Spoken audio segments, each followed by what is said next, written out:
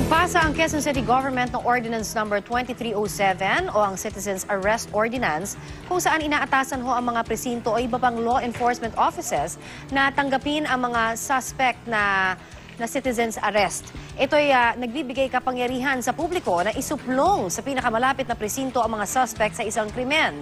Good morning, Attorney Gabby. Good morning din sa'yo, Connie. Oo, napaka-interesting nito kasi meron ng mga ilang kaso na ganyan, di ba, recently, no? Na talagang dinala sa presinto. So ano yung mga legal basis ng warrantless arrest na tulad nito? Well, actually, itong citizens arrest na to, hindi naman siya talaga bago. In fact, sa ilalim po ng Rules of Court natin, Rule 113, Section 5, meron naman talagang citizens arrest ever since. If you think about Bong Navarro, yun nga ang sinasabi nung iba, di ba? So, ito pong citizens arrest, also known as a warrantless arrest, dahil dapat kasi palaging may warrant bago ka arestuhin. Pero ito nga yung isang exception to the rule, parang yung grounds para mag-citizens arrest, halos pareho dun sa ordinansa, dun sa Rules of Court. At usually, pwede mag-citizens arrest sa tatlong sitwasyon.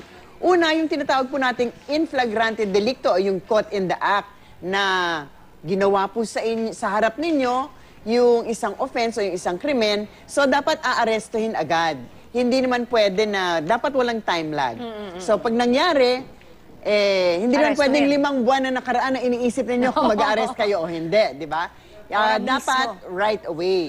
Pangalawa, yung tinatawag po nating hot pursuit rule na yung offense has just been committed at yung taong aaresto, meron siyang probable cause. Hindi niya talaga eksakto nakita, pero meron siyang personal knowledge of the facts of circumstance. Siguro yung naghablot ng chain, hindi niya nakita yung paghablot, pero nakita niyang may tumatakbo at hinahabol. Pwede siguro yon. So yung pangatlo naman na kaso na pwedeng mag-citizens arrest, kung escape convict, kumbaga. So, ibabalik lang natin sa kulungan. So, pagkatapos po nitong tatlong sitwasyon, pwede po mag-citizens arrest, pero sa ilalim ng ordinansa, ang alam ko ang requirement niya, ito turn over nga sa Quezon City Police District at kailangan niya mag-execute ng isang affidavit of arrest para naman i-attest yung fact na siya yung gumawa ng arrest at kung ano yung mga circumstances dun sa offense at nagawa nga yung pag-aaresto dun sa salarin. Pagka ganito, kailangan, sabi mo may batas na nga ng ganito, no? Pero ito ordinansa. So, magiging effective ba siya? Sing effective you think? Itong ganitong klase ng ordinansa pa? Kasi may batas naman.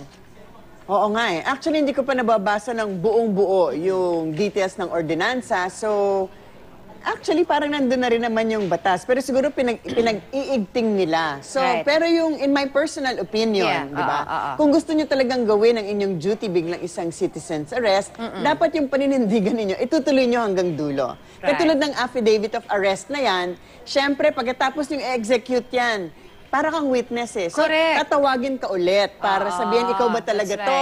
Talaga bang itong nakita mo? Di ba? So, dapat hindi porkit nag-aresto na kayo, tapos na. Di ba?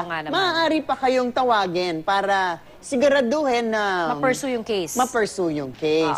And of course, kailangan din, like I said, hindi ko pa nababasa ng gusto. Pero dapat sigurong klaruhin, ano ba talagang saklaw nitong ordinansang to? Kasi, halimbawa, hindi ko nga alam eh. Kasi halimbawa ako, merong illegal vendor. Pwede ko ba siyang arestuhin? Yun din, jaywalking. Pwede ko ba? Kasi baka magkagulo. Kung lahat ng tao biglang feeling nila, oy, nag-aaresto, arestuhin kita. Kung iisipin naman yung mga sidewalk vendor, ang dami dyan, di naman sila na-aresto ng police, di ba? So magsi-citizens arrest pa. Pero ito lang yung aking palagay. Kung, di ba, bilang nanay, more than opinion ko bilang nanay, more than as a lawyer, di ba?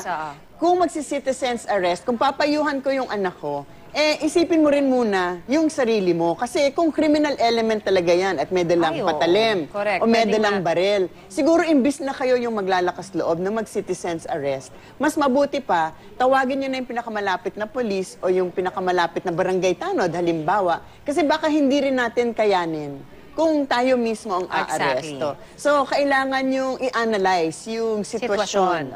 Kung talagang kaya ba o hindi. Pero kung yung mga nambubugbog na magulang, pwede yon tulad dun sa nangyari dun sa bata, di ba? Correct. So, pwedeng-pwede yan. Maraming salamat sa Attorney Gabby para sa pagbibigay ng bagong information din sa amin. Thank you.